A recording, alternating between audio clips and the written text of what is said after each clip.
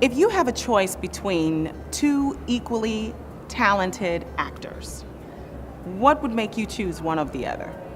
Choosing one actor over the other is sadly kind of easy. The auditions is hard, to get it down to that. But when you get them both in the room, and finding someone who fits that role is easy. Finding someone who fits that role and is positive and collaborative and a team player and fun and energetic. I mean, and a lot of casting directors say this, do I want to spend the next 3 months with this person?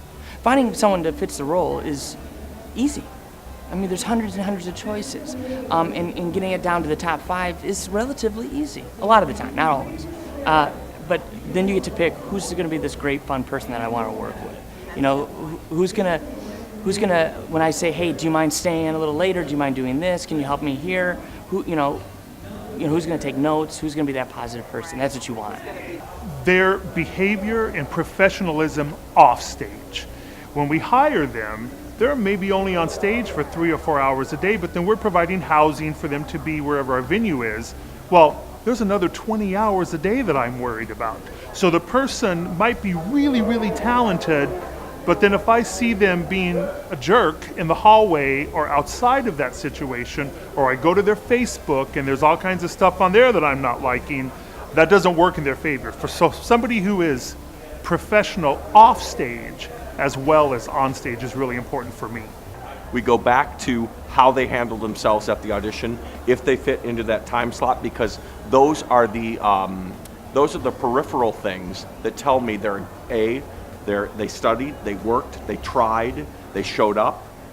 I have zero patience for late. I have zero patience for don't know my lines. I have zero patience for any of that stuff. And the people who fit into those parameters are the people that I say, you've worked hard, you've tried, you have a chance to survive my program. You learn a lot when something goes wrong. When something goes wrong and they handle it well, my brain goes, ooh. Anybody can do well when everything goes right. People who can handle adversity well have a chance to survive in the business. I think it's going to be having that performance quality. Whoever has the strongest performance quality. You can have the most beautiful feet and the most beautiful technique as a dancer, but if you are dead in the face, it's not going to work out for you. We really want those really strong performers that just shine with their face and just perform the heck out of that audition combination. Same for vocalists. You can have the most beautiful voice, but if you are not engaging me with your performance quality, I'm gonna pick that person that's maybe a little bit mediocre with the vocals, but just captivates with their performance quality. If they are truly even in their vocal skills, their movement skills, their acting skills, then it comes to personality.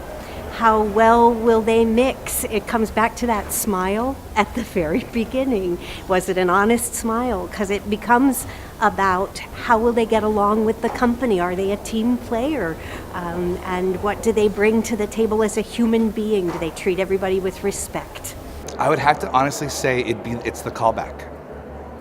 Because the callback, there are like multiple auditions throughout your entire day here.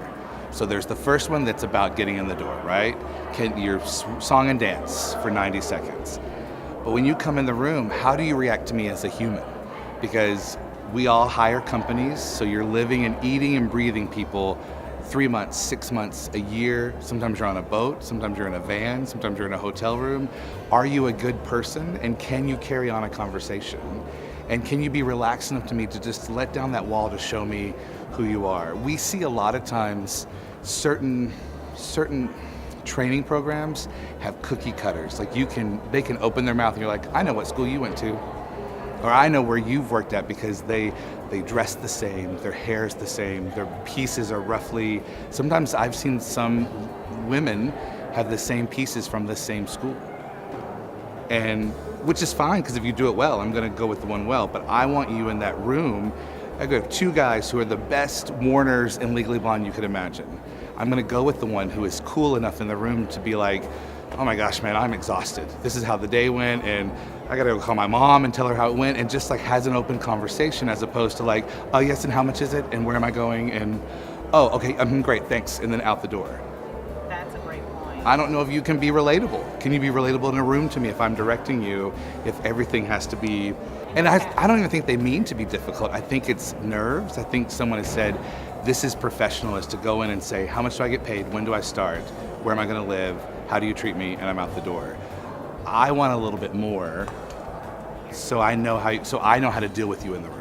Then it comes down to thinking of this as the business that it is. And so I'm looking for a professionalism, and I'm looking for a personality that fits in with my particular company. And from one company to the next, each company is going to represent a different personality, and maybe looking for different types of people. But my backup, my second tier to the talent is definitely personality and professionalism, always. Something that auditionees don't realize is that those of us that are casting, we know all the details about our company. We know the people who we've already cast. We know the other artists and technicians involved in our season. And it really often comes down to what kind of professional or what kind of personality is really going to gel with the team that we already have going. And so often it's not always about that specific audition. There's so many factors. And I would love for auditionees to realize the only way to succeed at this kind of an audition is to do you. Be your best. Your best might not be exactly what I need today, but it might be perfect for my neighbor. And so if there's any way that I could just relieve the stress that I know actors feel in trying to be everything for every company, it's just not possible. And there's so much distraction wrapped up into that. And I really encourage actors to be true to themselves, to know their type, to know how I will see them and what roles I will cast them in, and be confident. Personality. The callback, because you're going to be in the trenches with these folks for 3 months, for 1 month, for 6 months, however long the contract is. But it's that personality. It's who do I want to be? My lighting designer says it best. He says, who do I want to sit in the dark with for 2 weeks? Who do I want to spend my time with? And so I think that sets it apart for me.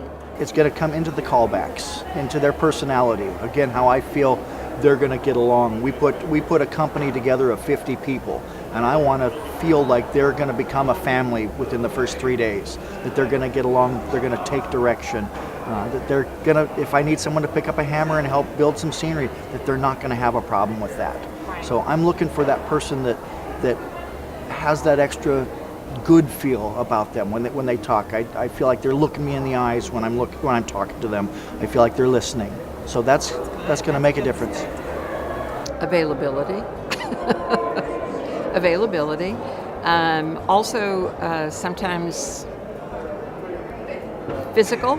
I mean, if they're equally good and someone is physically better for the role than another. I'm not sure what you mean by equally good, but talented. Yeah, talented, sure.